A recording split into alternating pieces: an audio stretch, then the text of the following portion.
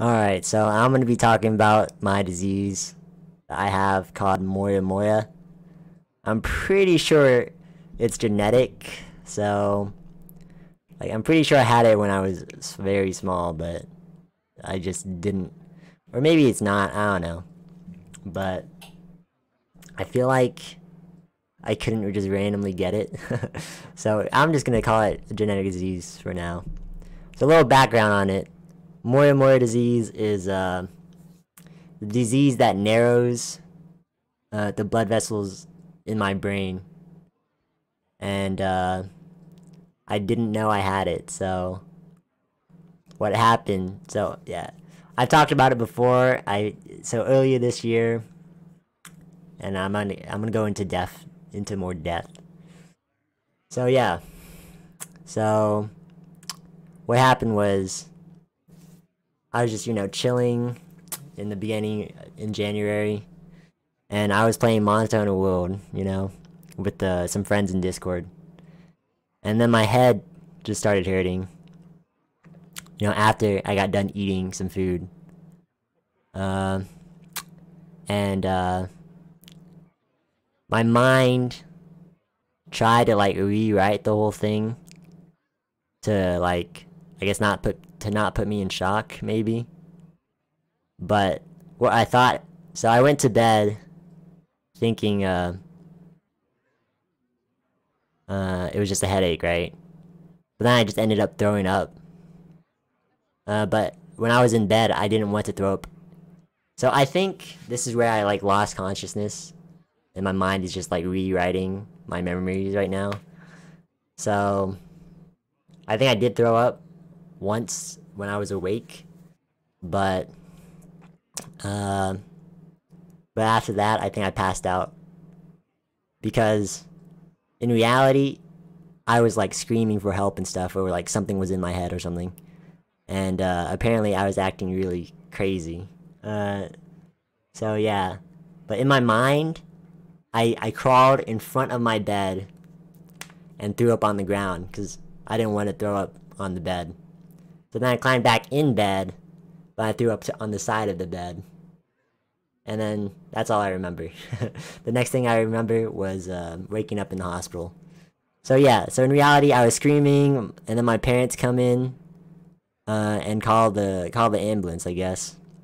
Uh, and then yeah, and then they take me to the hospital closest to my house, but there wasn't adequate equipment or personnel, I guess, or anyone with experience with it.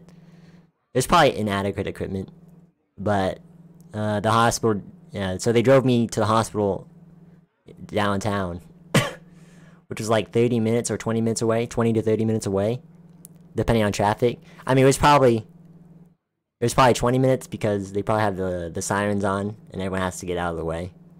Because I think my life was in danger. So at the hospital downtown, right, they drilled a hole in my head. I don't know if you probably can't see it. Yeah, there's too much hair, but there's a hole right here. You can if you touch it, you can feel it. But yeah, so they drilled a hole to get all the blood out. I don't know. I guess I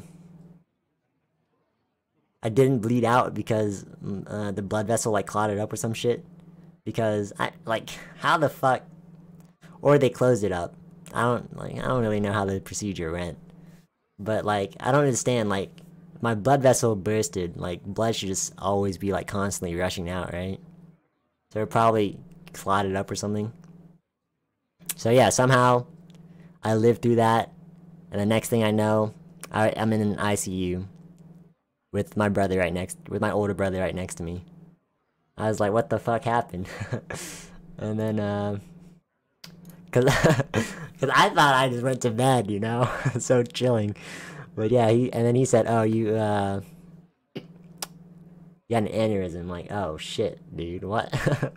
And then I was paralyzed and shit. I don't know how long I was out for. I thought it was for a day, but maybe it wasn't for a day. But I don't know. And my brother was in California too, so yeah, maybe maybe it was more than a day. So dang, dude. So yeah, and let me tell you, the hospital experience is not a great experience because that shit absolutely sucks. And I was like semi-paralyzed too, dude. Like I didn't know, like it was hard to move stuff, dude. My brain was not used to anything. And yeah. And like the timing was actually, so the thing that happened to me was unfortunate, but the timing was fortunate. Because this was before Corona happened. Like if Corona happened, like got big at that time, dude, I would have been fucked, dude. Because somehow one of my lungs had a hole in it too. So I had this fucking chest tube on it, dude, and oh my god. Dude, that thing, it didn't hurt. Like, I mean, it hurts like if I moved it, but I barely moved it because I was just sitting there like a potato. But yeah. Um, this is gonna be a long one, but I wanted to explain it a little bit more. I wrote it down somewhere. Hold up. So yeah. So you know, I couldn't move anything. Eventually I got my arms to like move and stuff. So then I could eat. I guess I was like hooked up to like some saline thing, for a little bit. So they can feed me and stuff. But yeah, I eventually got to back into eating. Like my appetite was really bad when I first woke up. But yeah. And then sleeping there was terrible too. Because there were like fucking people screaming and stuff. Or like moaning in agony and stuff. It was so bad. Like being in a hospital sucks so much. And yeah, hold on, there's fucking gnat right here. Did I get it? I didn't fucking get it, dude. But yeah. So yeah, I stayed there. I stayed in the ICU for like 3 days, and then after that, they moved me into a private room. In the private room, I still heard screaming and stuff, dude. But like, yeah. But it was like fine. It's not the worst thing in the world, I guess. I had TV and my phone and stuff. So it was fine. And the bad part was the fucking putting a cathode. Dude, that shit sucks so much. Like holy shit, man. Like it's so bad. And then like I don't know, dude. It just sucked. Like if you can not go to the hospital, you should not, because well, like if it's a long stay, you shouldn't. If it's a short stay, that might be fine, like fucking getting a cast or something. From broken bones or something, like a 1 day stay. It's not too bad, probably. But staying there for a week, holy shit, I fucking hated that shit. So yeah. So I heard some stuff. No. I don't know if I misheard it or misinterpreted it. I'm pretty sure like one of my aunts like gave us $2,000 or something. If so, I'm thankful for that. If not, oh well, whatever. But I'm just gonna go optimistic and say thank you, for that, I guess. So yeah, after like 3 weeks, actually yeah, okay, so here, I don't remember the timeline exactly, but I guess a week in the ICU and then a week in the private room, or 2 weeks in the, maybe 2 weeks in the, okay, it's some timeline like that. So 2 weeks ICU, 1 week private room, and then 1 week rehab. The rehab was okay because man, I can start walking again. Wow. And then you know I can go to the bathroom. I don't need a fucking cathode anymore. That's what I thought. But I still ended up cathoding because I couldn't pee. I still couldn't pee properly. Like, oh, dude, it's so bad when I remember it. But yeah, that's pretty much it. I mean, That's for the hospital story. So yeah. That was gonna be longer. Maybe I can... Oh yeah, there was a good thing that came out of the fucking hospital though.